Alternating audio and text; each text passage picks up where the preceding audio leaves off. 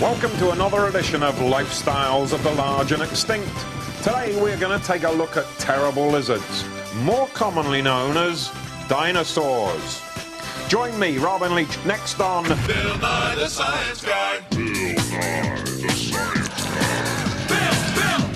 Guy. Bill Nye the Science Guy. Science rules. Bill Nye the Science Guy. Inertia is a property of matter. Bill Nye the Science Guy. T minus 7 seconds. Bill Nye the Science Guy. Now, one of the coolest things about dinosaurs is that of all the millions and millions of dinosaurs that must have once lived, we only know about a few thousand. And we know about them because we found their bones. They're fossil bones. Now, fossil, that's Latin for something that's been dug up. So we've dug up dinosaur bones. That's how we know how big they were, how much they weighed, what they ate, even how fast they could run. Now, we don't know all about dinosaurs, but we do know a lot. Hey, Dr. Sampson, can you throw me a bone? Now, becoming a fossil is no easy thing. First, the plant or animal has to die, and then it has to get buried, usually by erosion. You know, rain falls down, washes dirt downhill, and covers things. Although sometimes it can be volcanoes and cover things with ash. This is a piece of a backbone from a maiasaur. It's probably about 30 feet long, about 10 meters long. And they weighed 2.5 tons, 5,000 pounds. Now, how much do you weigh? Like 50 pounds, 100 pounds? 5,000 pounds. Now, how do we know it was that big? We dug it up. See, we didn't dig her up. We dug this up. Note the resemblance? See, we don't just dig up dinosaur bones, like this would be maiasaur shoulder bone. We also have found their nests and groups of their nests. That's right. She laid eggs in a nest, which she kept warm with rotting leaves. She laid about a dozen eggs at a time. The kids were about this big, and they got out of their eggs by breaking through the top of the shell. We can even figure out what they ate. Like tonight, it looks like it's berry salad. Maiasaurs always ate their vegetables. Now, let's say you were a dinosaur, an Apatosaurus. Yeah, Apatosaurus. And you were walking along, minding your own business, and there was a flood. And you got buried very quickly. You drowned, and silt and mud washed down over your bones and covered you up. Then over time, minerals worked their way into the little gaps in your bones. Your bones became permineralized. Minerals all the way through. Okay, and you sat there for 65 million years! Then, about 100 years ago, a paleontologist comes along. This would be Mary. Looking carefully, maybe poking around. She goes, oh, what's this? And she very carefully brushes away the sand and dirt that you've been buried in. And, oh, look, an Apatosaurus. Yeah, Apatosaurus. Quite a wild time for a dinosaur. You can make a fossil at home. All you need is a dinosaur bone, an ancient saltwater sea, and a fossil burial bed. Here's what you do. You cut your bone out of an old sponge. Your mom or dad may have one that you can use. That's perfect. Then you need to make an ancient saltwater sea. So, add 100 milliliters of salt to 250 milliliters of warm water. It's gotta be way salty. Now you need a place to bury a fossil burial bed. Pour some sand into a bowl like this. Leave a little room at the top. Now you need to bury your bone. Bury it deep in the middle of the fossil burial bed. The sand is like a riverbank where the dinosaur may have come to drink millions of years ago. Pour the salt water over the buried bone. Take your bowl and put it someplace sunny, like a windowsill. In a few days, dig up your fossil. The salt crystals fill in the little spaces in the sponge, making it stiff and hard, just like a fossil. Real fossils didn't get filled in with salt as much as other minerals, but the idea is the same. This is Bruno. Hi. This is Bruno's femur. This is Christy. This is Christy's femur. But it used to belong to a dinosaur called the Barosaurus. Where can I find a Barosaurus femur? Buried in the ground or in a museum. What if I want a new one? You can get a new one. Giant dinosaurs were gone a long time before we got here. Are you sure? Yeah, I'm sure, and their fossils are really old. So I missed real giant dinosaurs? Yeah, by a bunch.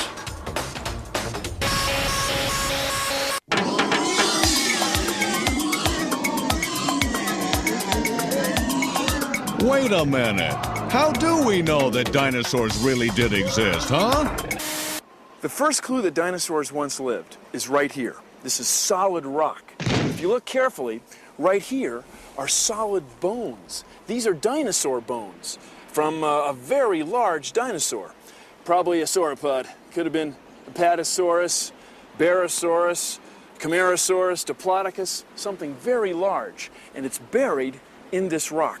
Also in this formation, people have found stegosauruses, all kinds of wild dinosaurs that lived about 150 million years ago. It was a big dinosaur bone party here. Apparently, the dinosaurs died real suddenly, and they were washed downstream by a river and covered with sand. The sand and the bones turned to stone. So right here, a bone like this is the first clue for scientists for knowing that dinosaurs once lived. Hi, I'm Ivy. That's my brother James. Hi. And this is his room. It's looked like this pretty much since, well, forever, I guess. Usually I don't come in here because I think it's sad.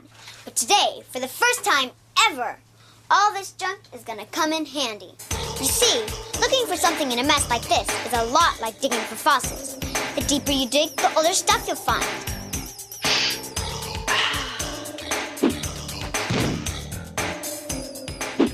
There might even be stuff you don't want to find. Hey, my last report card. I haven't seen it since the July 20th game, and I took the homer away from JJ.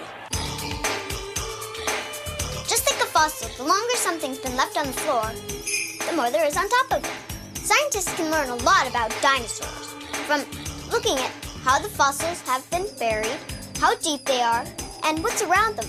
And that's what makes fossils so exciting, even the ones you find in a room like this.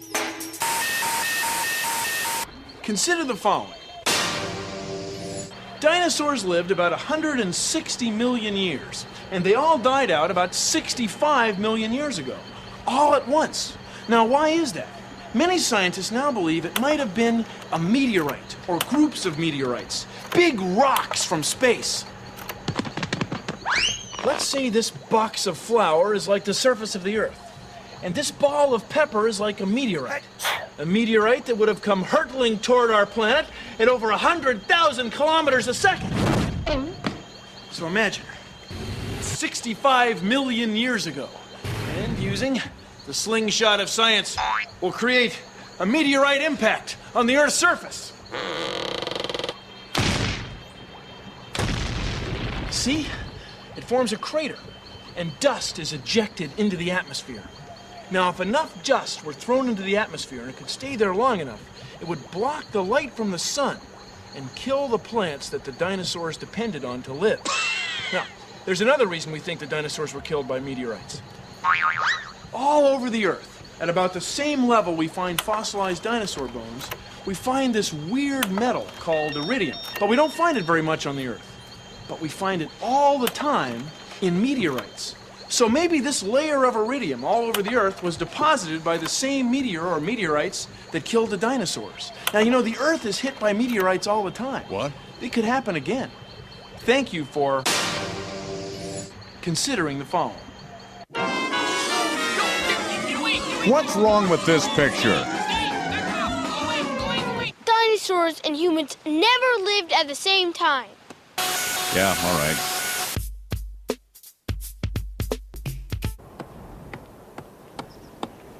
This is a cast of a myosaur egg. This is the femur of a 3-foot-long myosaur. And this is the femur of an adult myosaur. It was about 30 feet long. My name is Rebecca Laws. Basically, I spend my summers digging up dinosaur bones. I used to want to be a veterinarian and switched over to dead animals, essentially. This is a baby Myosaur skull. It's from a dinosaur that was about 3 feet long. And this is a skull, a cast of a skull from an adult Myosaur, a herbivorous. Paleontology is important because we're able to reconstruct past ecosystems and environments. And by doing that, we can compare them to our environment today and help us understand what's going on with our ecosystem and maybe ways we can improve it.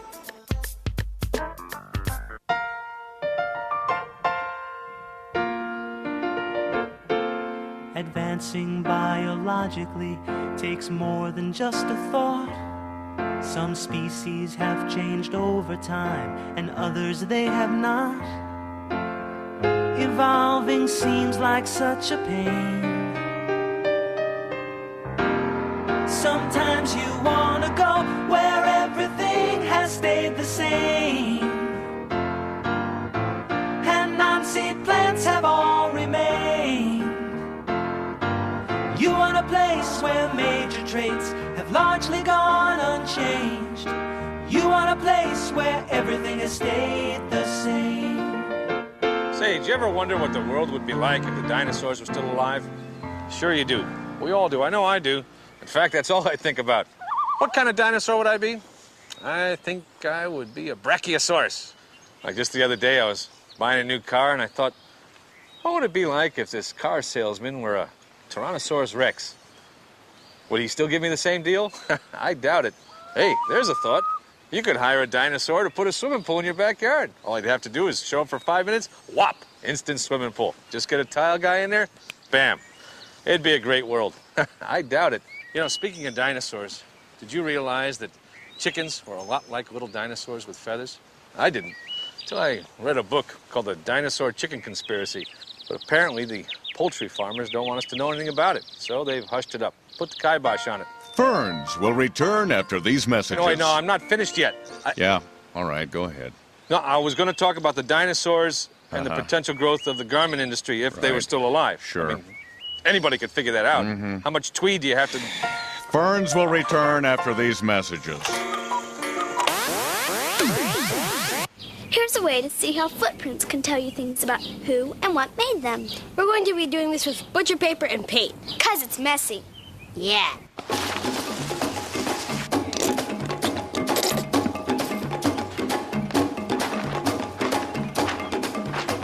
Nicely done. Now I'll step into the blue paint and run. Yellow. Hopping paint. Now I'm gonna do my feet and hands. And if you do a comparison, it's pretty easy to see the different kinds of prints go with different kinds of moving.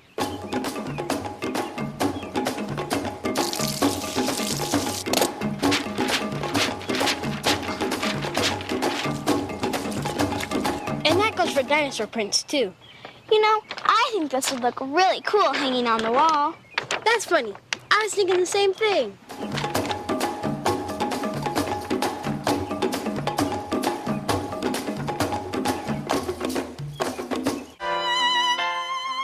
What's wrong with this picture? I told you, dinosaurs and humans never lived at the same time. Hi, I'm Robin Leach. Thanks to modern technology, we can gather ideas about the lifestyles of our dearly departed dinosaur friends while their majestic homes were maintained on luscious landscapes with spectacular streams and gigantic gardens aplenty. We can safely assume that no dinosaur danced and sang the way that is commonly portrayed on television. Perhaps in another million years or so, we too shall be looked upon with the same sense of wonder and astonishment. I thank you for joining me, and until we meet again, here's wishing you fossilized wishes and dinosaur dreams. Now, how do we know that dinosaurs died out 65 million years ago? Well, sometimes we find dinosaur fossils buried under ash that got blasted out of ancient volcanoes. It often contains the element potassium. And some of that potassium is radioactive, so it slowly changes into a whole nother element, argon. Now, scientists know exactly how fast this happens. So by measuring the amount of potassium and the amount of argon in the ash around these fossils, they can figure out when the ash came out and buried the bones.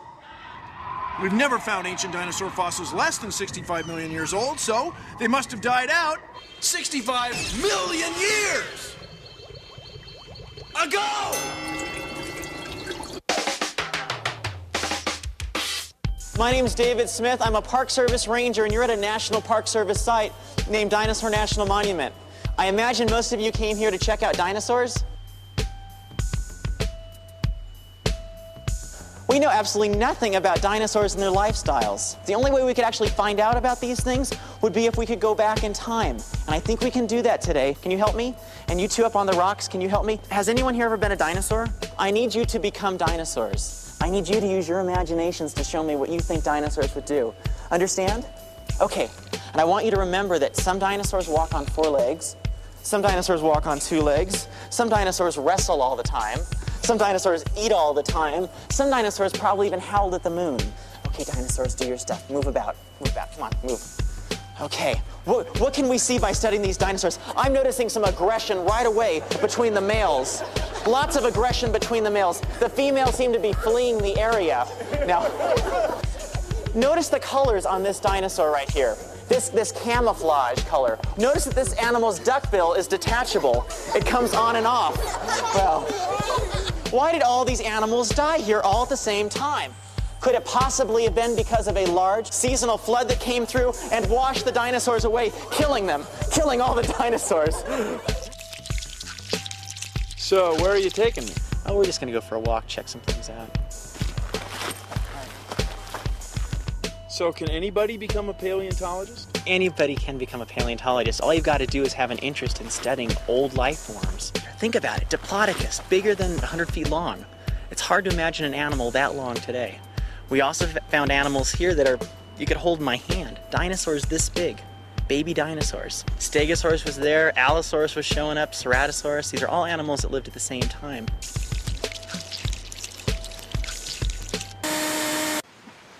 Now, people say, why study dinosaurs? Why study dinosaurs? Are you kidding? They lived, what, in an ecosystem. That's right, dinosaurs had their own ecosystem. That's right, dinosaurs had their own ecosystem. Dino didn't mean they were like animals. And what happened to them?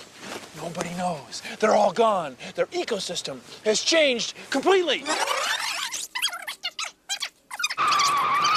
Now, how do we know about dinosaurs and dino ecosystems?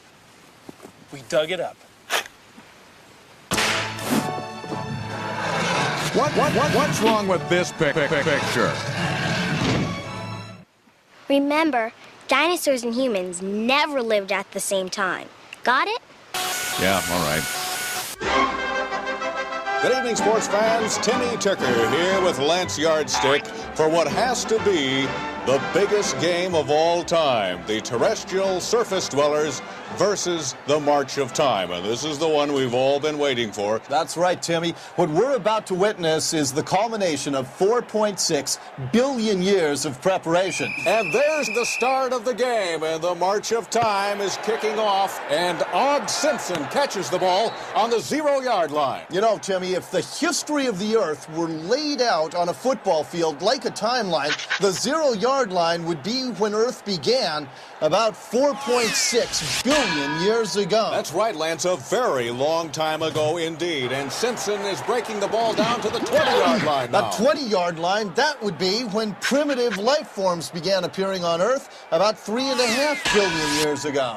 Simpson crosses the 50 now. 45, 40, 35, 30. He's getting close now. 25. He's on the 20-yard line. By the way, the 20-yard line, that would be when land plants and fish appeared on the Earth about 425 million years ago. Simpson is now drawing a crowd at the 10-yard line. That's only 225 million years ago, about when the dinosaurs appeared. He's down to the 9 now, the 8, the 7. 65 million years ago, more or less when the dinosaurs became extinct. 5, 4, 3, 2, touchdown, fumble! Wait a minute, what happened down there? Was it a touchdown or not? The officials are measuring now. Let's take a closer look now with the Magnacam. It looks like that fumble occurred within the 1-yard line. Actually, about the 3/4 inch line or the 2 centimeter line. That's when human beings finally showed up on the planet, only about 1 million years ago. Not really very long ago in Earth's history, Lance. Now, wait a minute. They say they need an even closer measurement now, so let's go down and look at this with the microcam.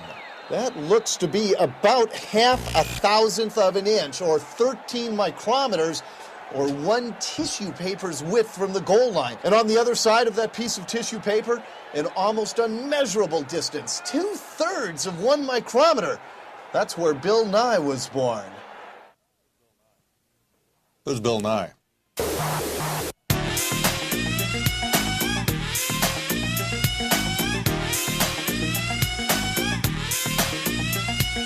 This is a dinosaur, and this is a dinosaur too. Creatures that lived a while back, you see, a long time before me and you. They were big, and they were scaly, and there were thousands all over the place. But keep in mind, that was a long time before buildings and cars and the human race, Mr. Dino. Mr. Dino, yeah. This rap's about dinos, man, who were extinct and have been for years. It's only 'cause of fossils, see, that we even know they were here. Fossils are things you can dig, you know, like bones and rocks and such. And there aren't that many and they're hard to find, but when we do, they tell us so much about Mr. Dino. Mr. Dino, yeah.